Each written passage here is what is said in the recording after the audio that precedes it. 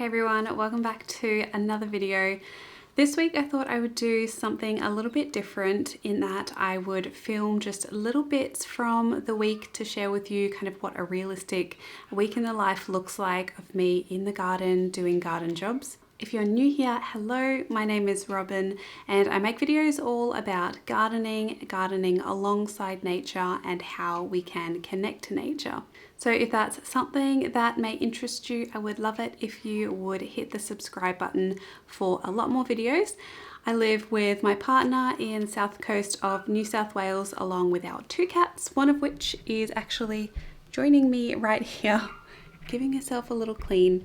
And we're starting a brand new garden down here, and I have a lot of jobs that I like to get done in the garden throughout the week. I like to keep it pretty manageable. I do work full-time as well doing a research position, so I'm on the computer a lot during the day and I use the mornings and the afternoons to get outside and do some gardening. So I really hope you enjoy this video. If you like these kinds of garden with me or garden wrap-up style videos of what I got up to during the week, definitely make sure to like the video and comment down below so that I know to make some more of these types of videos. Thank you so much for being here and I hope you enjoy today's video.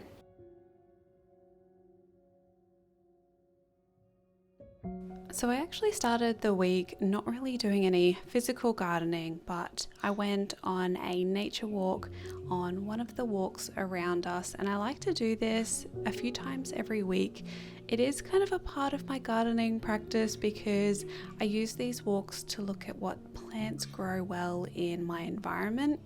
It's really great to build a strong connection to all of the native plants and animals around, so you can start to see what might grow well in your garden without a lot of effort. And there are some gorgeous different species around the south coast of New South Wales. Some of these flowers were just beautiful and gave me a lot of inspiration for some of the colours and textures of plants that I might want to use in my garden. You'll see it was a really windy walk. That is the nature of the area that I live in. But despite the wind, it was an absolutely stunning walk. And this really helps to ground me and provide, inspiration for the garden and motivation for me to apply all of these different principles and ecosystem services that happen in nature, to be able to apply all of these principles about how plants grow and provide habitat in my own garden. Plus, it's also just keeping me healthy and fit, and it just makes me feel good being outside and enjoying all of the fresh air.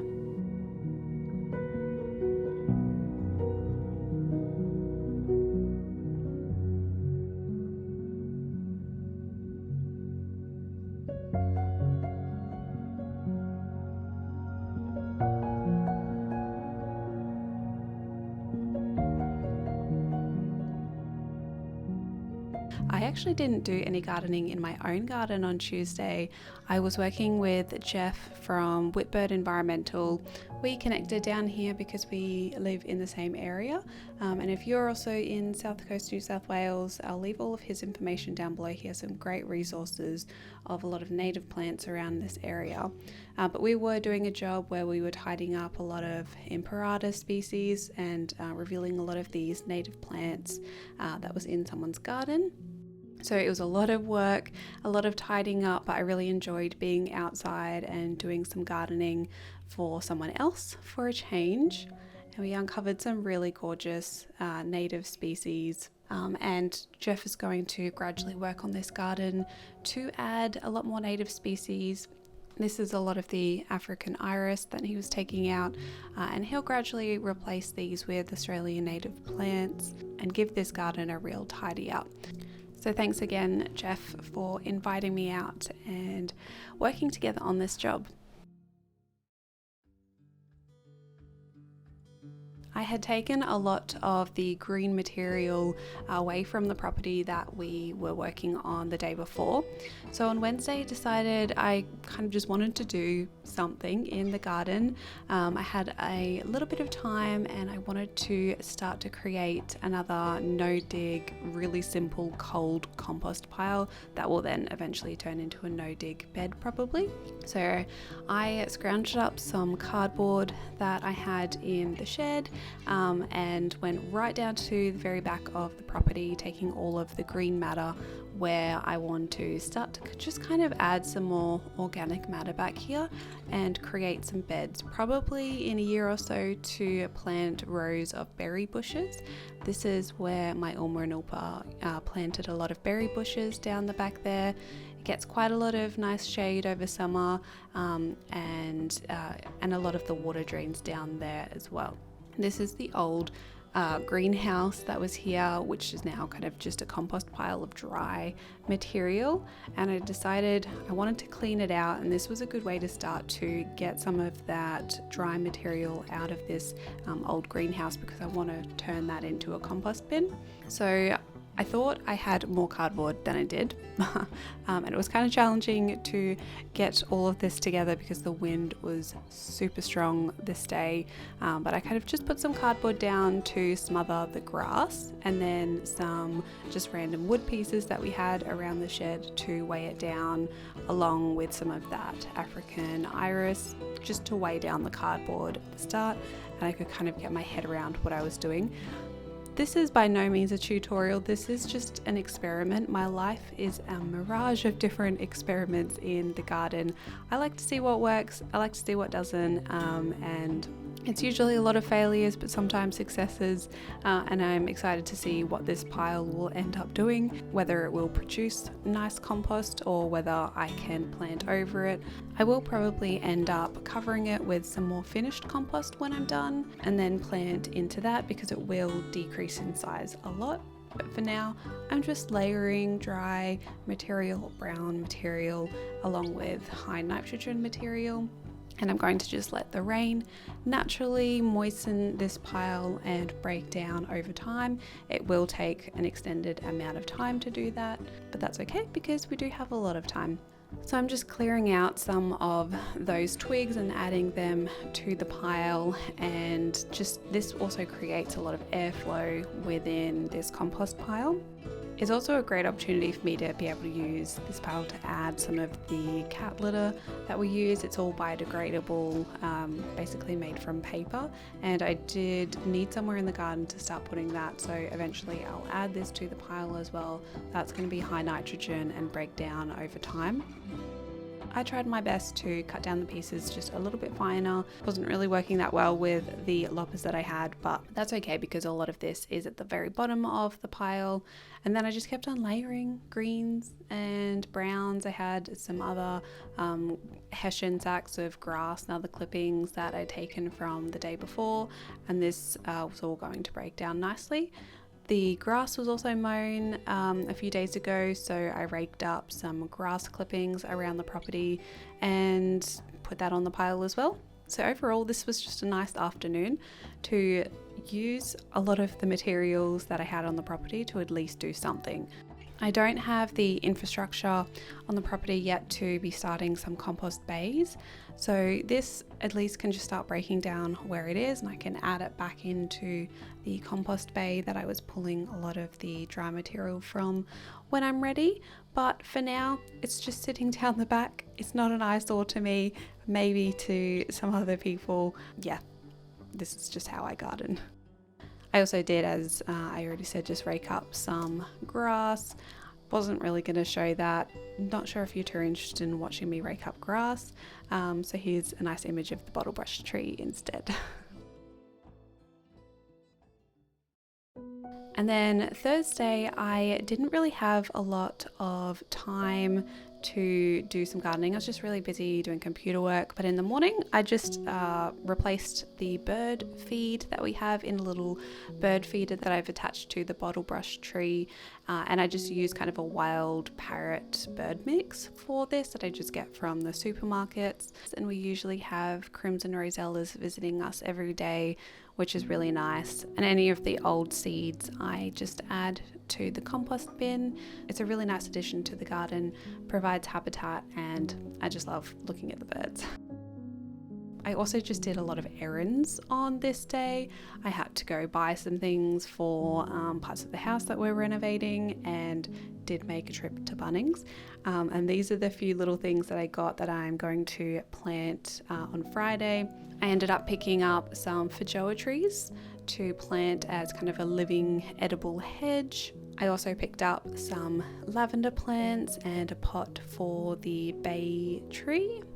I really love terracotta pots, and I've been keeping an eye on Facebook Marketplace every single day because I would love to get my hands on a secondhand terracotta pot, but I just haven't had any luck, and I was sick of waiting for a few weeks, so I ended up just buying one because I want this area to have that kind of rustic cottage vibe. Speaking of which, I also did in the afternoon on Thursday go and pick up these gorgeous, really old rustic wooden boxes just from Facebook Marketplace, which I've been on every day trying to find things for the garden. And these are going to be amazing for some spring bulbs that I'm ordering. I'm going to fill in these boxes maybe with a little bit of mesh just to keep all of the soil in, and place these around in the garden and plant my spring bulbs in them. On Friday, I had a little bit of filming help, so Scott helped me film the last few jobs on Friday, and I really wanted to get the Feijoas and the lavender planted in the garden. It was a nice cool afternoon, so I kind of just gathered up my usual things that I use to plant, like some cardboard, and I headed around to an area where there's a really bare patch between us and the neighbours, and the fence isn't the most beautiful fence, so I wanted to create a living edible hedge here. And to do this, I was going to plant the Feijoas. So I'm planting them in square holes, and I've heard that plants grow a little better in square holes, particularly trees, as the roots naturally grow a little easier rather than circle holes. So it's also just easier for me to dig square holes with the shovel that I have. Into these holes I am adding a little bit of blood and bone. The soil is actually really good in this area, so I'm not adding any other potting mix to these holes. Feijoas really do like fertile soil, but they can handle high clay and dry soil as well, so I wasn't too worried about amending this too much because it does have a lot of nutrients and a lot of worms in the soil, which is great to see. I'm just kind of lightly breaking up the roots a little bit and then just backfilling the holes with the soil that I'd used to dig them out. And I am making sure that I'm getting these plants level when I'm planting them in the ground. So backfilling the hole a little bit and allowing to have a little bit more broken up soil so that the roots can grow straight away into the medium that they're planted into. Feijoas usually they can grow up to about 4 meters high and 3 meters wide, which these are definitely not going to do. I am going to be heavily pruning these to form more of a hedge rather than a tree. And one way to do that is just by picking the tips of the Feijoas, making sure that they grow bushy rather than tall and straight. I'm doing something a little different here. I had a bunch of cotton shirts that I had used for packing. They were way past their life's end, and I'm using these to smother the grass in this area because they will completely break down. They're biodegradable 100% cotton shirts, and you're not going to see them with the mulch that I'm putting on over the top. So I'm using just whatever mulch I had around. I had some grass clippings, and for the others I used some sugarcane mulch. To me it looks perfectly fine. Other people may not like the look or be weirded out by using shirts in the garden, but I do like to use what I have on hand rather than them all going to landfill.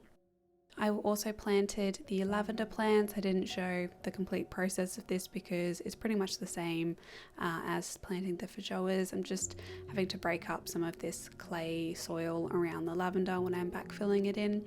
but I think these will look really nice here and provide kind of that nice pale green colour as you're walking down the path, and hopefully have the lavender kind of spill out of the pathway to entice you to walk down to this area of the garden. This is in my Zone 1 permaculture patch, and I've planted these kind of towards where the bird bath is, so I'm hoping that the pollinators will enjoy these lavender plants and also just provide some beauty to this area. I also just really love French lavender. I love the smell of the foliage and the flowers too. So I really hope you enjoyed this week in the life of garden jobs video. Please do let me know in the comments down below if you did, and if you'd like to see more, I'd be more than happy to film more videos like this to show you what a realistic kind of week in the life looks like of just getting jobs done after work. Weekends are a little bit different because I do have a bit more time, but I just wanted to show you what you can do in the afternoons or mornings before and after work. So thank you so much for watching. I hope you're all having a lovely day wherever you are in the world, and until my next video, happy gardening everyone. Bye!